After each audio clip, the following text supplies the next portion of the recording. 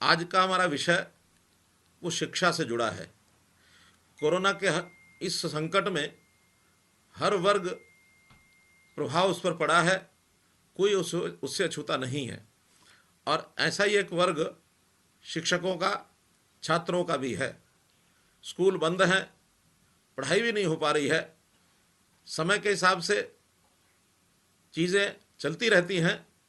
हमें भी इस परिस्थिति के हिसाब से अपने पढ़ाई के तरीके को बदलना है।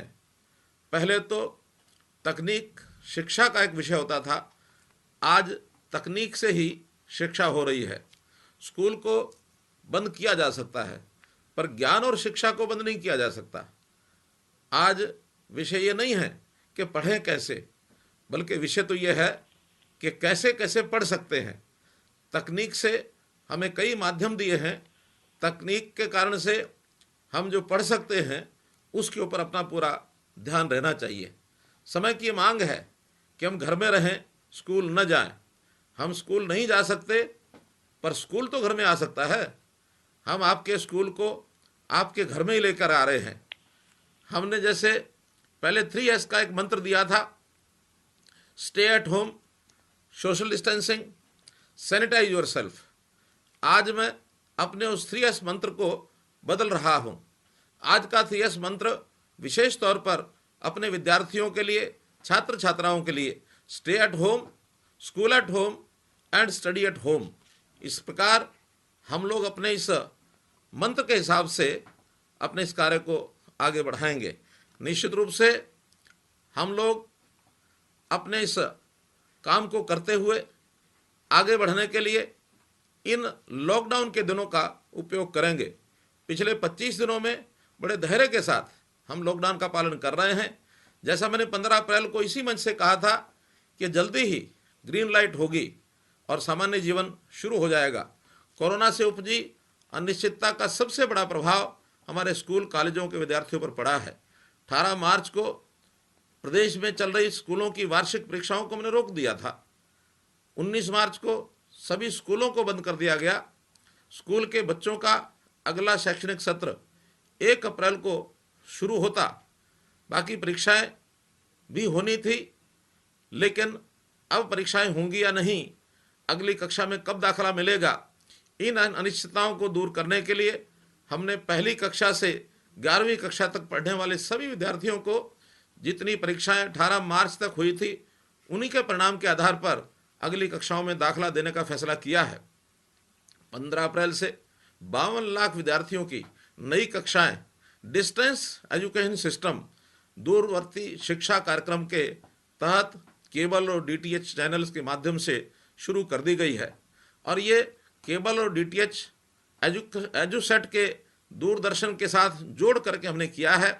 हरियाणा पहला प्रांत है कि 100% पेनिट्रेशन, चाहे वो गांव हो, सुदूर इलाका हो, शहर हो, सबके साथ हमने इसको जोड़ा है।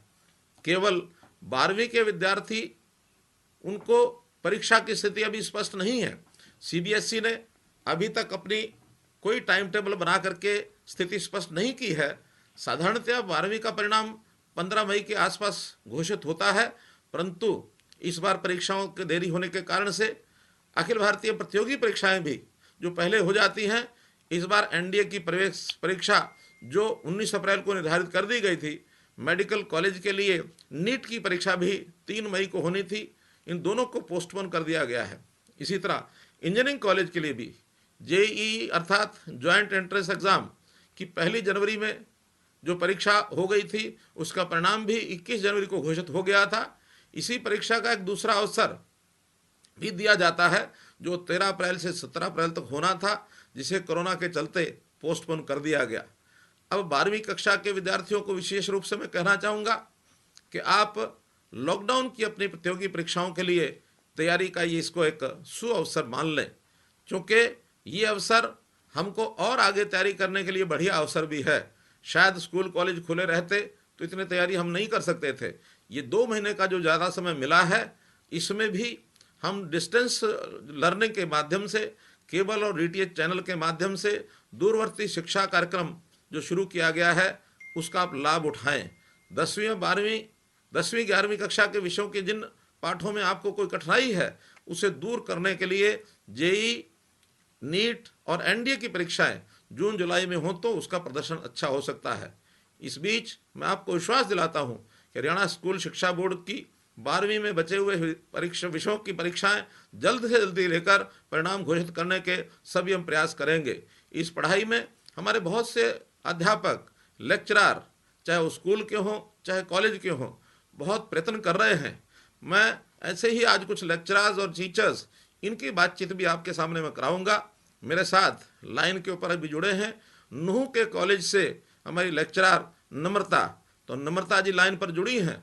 मैं नम्रता जी को निवेदन करूंगा कि इस प्रकार के बच्चों को किस प्रकार से पढ़ाई में अपना आगे बढ़ कर के काम करना चाहिए, एक बार ज़रा बच्चों को बताएंगे कि बच्चों को कैसे पढ़ाया जाए। आप भी अपने प्रयत्न से जो बच्चों को पढ़ा रहे हैं, कृपया आप अपनी ज़बानी एक बार बताइए कि किस प्रकार पढ़ा जा सकता है। नम्रता जी। नमस्कार सर। नमस्कार।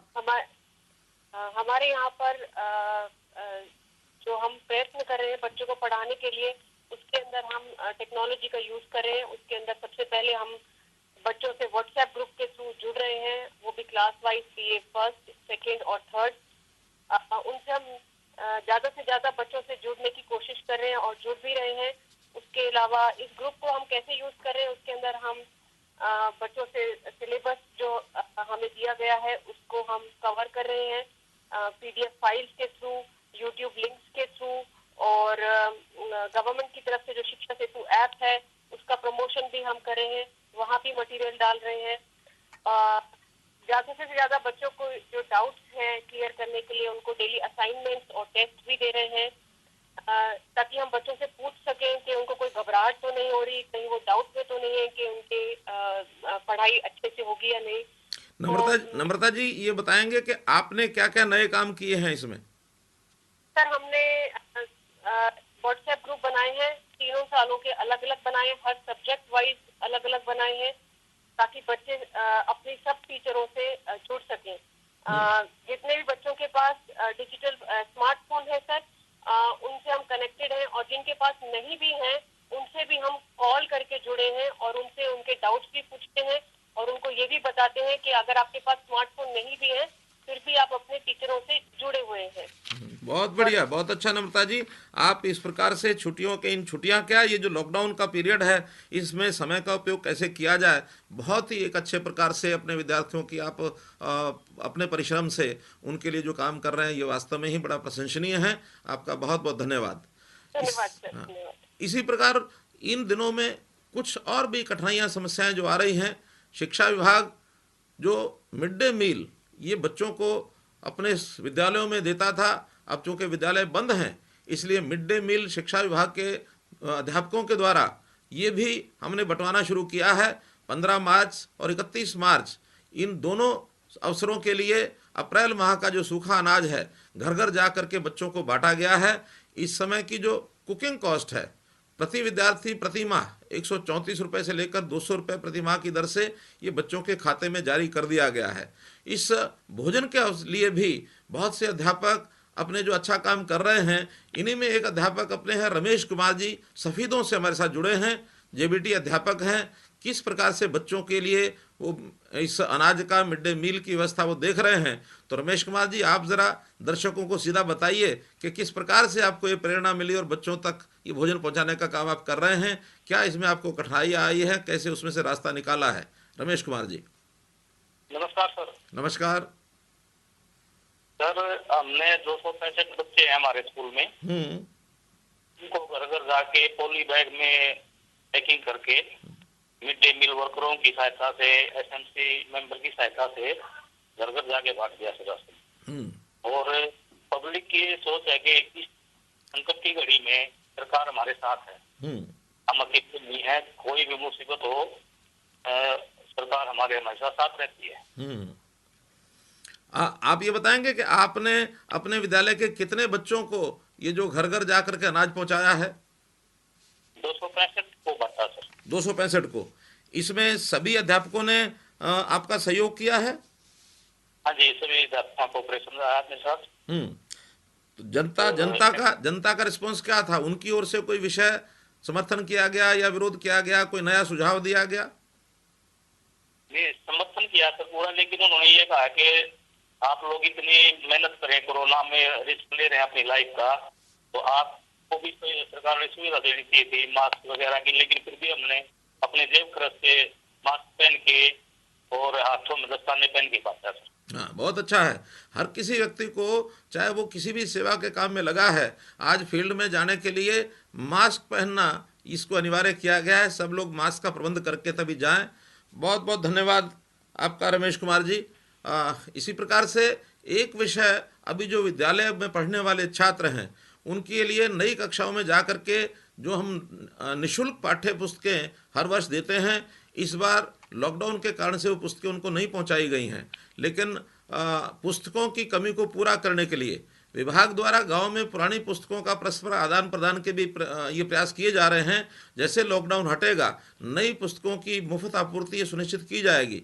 और इस संबंध में भी एक अध्यापक अपने हैं, सुनील दत्त जी, उन्होंने पुस्तकों के संबंध में किस प्रकार से विद्यार्थियों का सहयोग किया है वो भी हमारे साथ लाइन पर जुड़े हैं। सुनील दत्त जी जेबीटी टीचर हैं। ज़रा सुनील दत्त जी बताएंगे कि आपने किस प्रकार से बच्चों की सहायता की है। जी सर। सर नमस्कार। नमस्कार। सर मैंने पर्सनली जहाँ मेरी पोस्टिंग है वहाँ पे जाके प्रत्येक मतलब बच्चों को मोटिवेट करके उनसे मतलब किताबें ली, और दूसरे बच्चों को जो छोटी कक्षाओं में पढ़ते थे उनको वो किताबें जाके दी।